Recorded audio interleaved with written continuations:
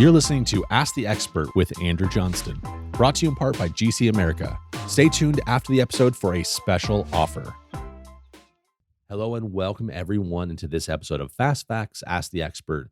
I'm your host on this one, Andrew Johnston, and this month we have an extra Monday. So I thought I would jump on and give you some fast facts about a topic that's hitting me right now. You can probably hear it in my voice. What do you do when you're sick as a dental professional? So here we go. The first thing to do, we got to stay home if we can. But the problem is probably 90% of us or even more do not have that ability. Our office policies, our doctors, whether or not it's implied or explicit, they just don't want us calling off sick. They have a whole bunch of patients that they have to reschedule. There is a weird psychology that we have in dentistry about how much we owe to our patients and the time that they took off and et cetera, et cetera. We don't need to get into that. But if you are contagious, you got to be staying home. Now, where you probably need to do an illness assessment of sorts and either confirm you're contagious or not is if you're just feeling under the weather, like something's coming on, but you're not really sure what it is.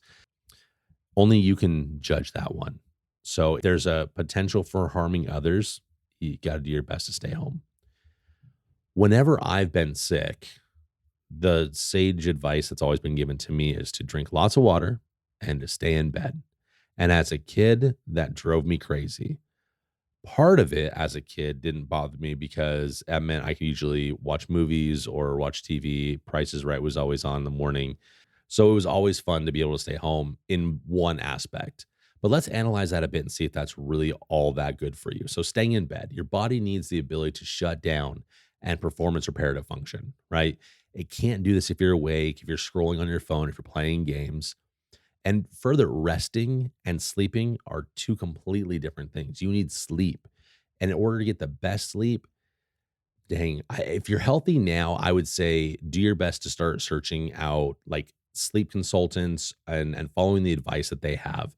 The Sleep Foundation says that you should be able to fall asleep in about 15 to 20 minutes of laying down, like if you're going to bed for the night. So if right now, as you're healthy, you are able to achieve that, you're probably okay. If you cannot do that right now, then you probably need to start searching out expert help. So if that's the case, get checked out. Falling asleep too fast, by the way, can also be a sign of unhealthy sleep cycle. It's kind of weird to say because you're like, oh, it's like a badge of honor. Like, I can fall asleep in 5 minutes or I can fall asleep in 3 minutes from going to sleep. But the experts are saying, again, from the Sleep Foundation, that you actually might be in a sleep deficit or overly exhausted. If it's because you ran a marathon that day, then that's obviously different. But if this is a continuous thing, you might be having unhealthy sleep, and that's something to get checked out as well. Also, it's not good for us to just lounge around and not be able to sleep. So making yourself sleep while you're sick is more important than quote unquote resting or lounging. And then, drink lots of water, the hydration part of it. I don't know if you've ever thought about how, water works to get you healthy. But one of the key things that we learned in school is that when you're sick, water assists the body in ridding yourself of all of the wastes. Also, it helps regulate that body temperature. So if you're having fevers, drinking plenty of water will help. If I'm doing the math right, about half of our blood is made up of water. Feel free to check me on that and let me know if I'm wrong.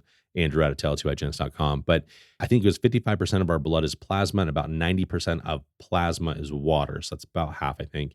So during bouts of dehydration, the ability of our blood to transport all those crucial nutrients, transporting oxygen to various parts of our body will be negatively impacted. So having also non-prescribed diuretics, so your caffeine, your coffees, things like that, is something you shouldn't do while you're sick, as it also takes away the benefits of the hydration we just talked about. So hopefully this is just a couple of little things to kind of keep your brain a tick in there. I hope you all are able to stay healthy. And if you can't, do your best to recover quickly. I hope you all have a great week. Thanks. Thank you for listening to this episode of Fast Facts, Ask the Expert. Today's episode is brought to you in part by GC America, the brilliant minds behind the MI Paste family of products. For our listeners this month, they have a special offer. When you purchase 2 MI Paste products, you can get the new MI Paste Perio for free. So whether you're using MI Paste Kids, MI Paste Plus, MI Paste 1, whatever you prefer, you can now try out the MI Paste Perio. Simply let your GC rep know about this special offer and they will make it happen. Have a wonderful day.